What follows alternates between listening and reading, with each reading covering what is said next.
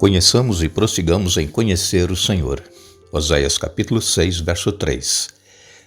Nos encontramos iniciando uma nova semana de estudo. Agradecemos a Deus por Ele nos dar este dia, nos dar estes momentos para estudarmos a Sua Palavra. Agradecemos a todos vocês que estudam conosco e que compartilham esses estudos com outras pessoas, a todos que são inscritos no canal Hora Tranquila no YouTube, que clicam no dedinho de joinha, e também agradecemos a todos vocês que nos escrevem dizendo de onde estão acompanhando. Mandamos aqui um alô especial para o Linoci Bezerra, é de Brasília. Ele pede orações por sua saúde. Um alô especial para Marcos Siqueira e Maria de Fátima, lá de Oswaldo Cruz, em São Paulo. Ana Maria Ferreira, ela passou por uma cirurgia no ombro, ela sente muitas dores, pede por sua saúde espiritual também. Isaías Santiago também está pedindo orações em seu favor. Edivânia Nascimento é de Paraty, é lá no Corisco. E especialmente mandamos aqui um alô para o Gabriel, que é o filho da Edivânia. Genésia Ribeiro também é de Brasília, e ela pede orações por ela, que hoje estará fazendo uma prova de admissão. Que Deus abençoe a cada um, iremos orar. Grandioso Deus e Pai que estás no céu, a Ti nossa gratidão pela vida, pelos cuidados, por tudo que tens feito por nós, por estarmos iniciando uma nova semana, para juntos estarmos aqui sempre estudando a Tua Palavra, que Teu Espírito Santo esteja presente, nos dando entendimento, nos ajudando a entender, aceitar e colocar em prática em nossa vida os Teus ensinamentos. Queremos, Pai, pedir uma bênção especial para todos que nos escrevem pedindo orações, todos os que estudam conosco, cada um tem a sua necessidade, a sua luta, o seu problema, dê vitórias conforme a Tua santa vontade. Abençoes o Isaías Santiago, abençoes Ana Maria Ferreira na sua recuperação de saúde e também na saúde espiritual. Abençoes a Genésia Ribeiro, que vai participar de uma prova hoje para um exame de admissão. Queres abençoar o Marcos Siqueira e a Maria de Fátima, também Linoci Bezerra, no seu problema de saúde. E abençoes a Edivânia Nascimento, Gabriel e todos os familiares, em nome de Jesus. Amém. Vamos continuar a nossa série estudando temas que encontramos no Evangelho de João, e essa semana nós vamos comentar sobre felizes aqueles que creram e aqueles que creem em Jesus. E nós lemos aqui em João capítulo 20, no verso 29, o evangelista escreveu: Jesus lhe disse: Você creu porque me viu? Bem-aventurados são os que não viram e creram. Este verso bíblico se refere a Jesus falando a Tomé, e nós vamos entrar em mais detalhes a respeito de Tomé no decorrer da semana, mas muitas pessoas hoje em dia querem receber um milagre, uma bênção para crer, mas Jesus diz aqui que bem-aventurados os que não viram e creram. Então, se você, se eu, se nós ainda não vimos um milagre, se nós ainda não recebemos a bênção que nós estamos esperando, a solução de um problema, creiamos em Jesus. Não é dizer assim, olha, se acontecer isso na minha vida, se esse milagre me for concedido, eu vou crer. Não. Primeiro nós precisamos crer, e aí nós vamos ver. É o que Jesus disse aqui para Tomé. Tomé, ele creu porque ele viu. E ele foi até sincero, né? Quando os discípulos disseram para Tomé que haviam encontrado com Jesus, ele disse: não, eu só vou crer se eu tocar nas feridas, lá nas marcas, né, nas cicatrizes, e aí eu vou crer. E assim aconteceu. Mas precisamos, irmãos, colocar a nossa fé em ação. E crença não é igual fé. Crença, até a Bíblia diz que os demônios creem e estremecem. Até os demônios creem. Mas fé é algo que nós colocamos totalmente na dependência de Deus e na certeza de que o milagre vai acontecer, crendo nesse Deus que é poderoso e em Jesus que veio aqui. O evangelista João, no seu evangelho que nós estamos estudando, ele apresenta em todo o evangelho uma diversidade de pessoas, e pessoas com diferentes origens, diferentes crenças, diferentes experiências, que testemunham sobre quem é Jesus. Quando João Batista ele viu Jesus se aproximando, como nós já dissemos, João Batista não conhecia Jesus pessoalmente. Antes desse dia em que ele viu Jesus se aproximando, ele falou: olha, eis o Cordeiro de Deus Então, o Espírito Santo revelou para João Batista. E João Batista era um pregador da palavra de Deus, pregava o arrependimento, estava lá no deserto da Judeia, e centenas de pessoas iam a ele para ouvir e para se arrepender e serem batizados. Encontramos também André, que era pescador. Ele disse para Pedro: achamos o Messias. Nós encontramos também quando Filipe foi chamado por Jesus para segui-lo. Filipe foi em busca de Natanael, que eles eram amigos e oravam pelo cumprimento das profecias do Antigo Testamento, de que o Messias viria.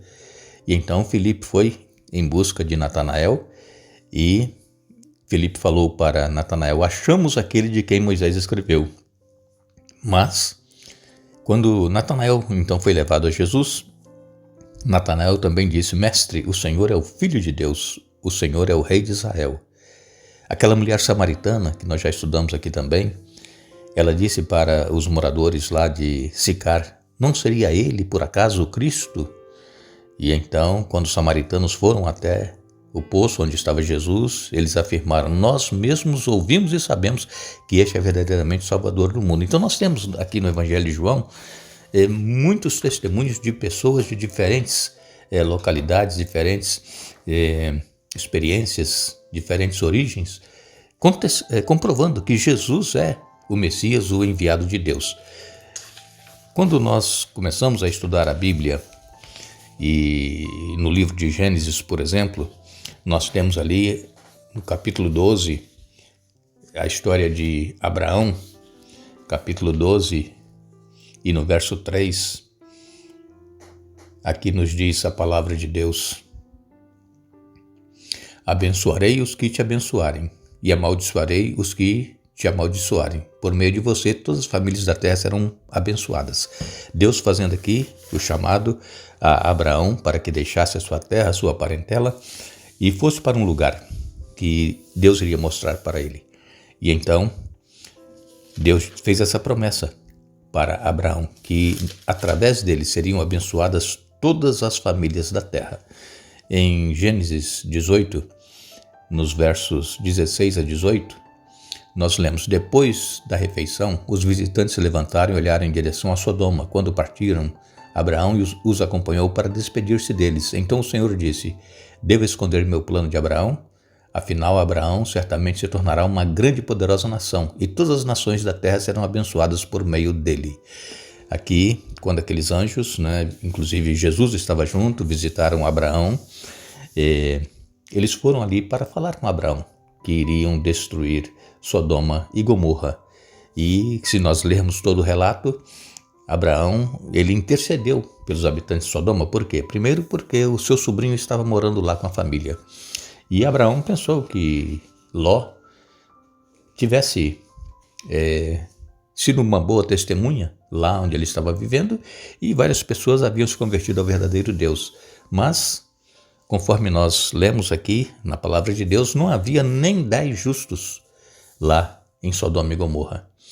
E então os anjos foram para retirar Ló e sua família da cidade para não serem destruídos.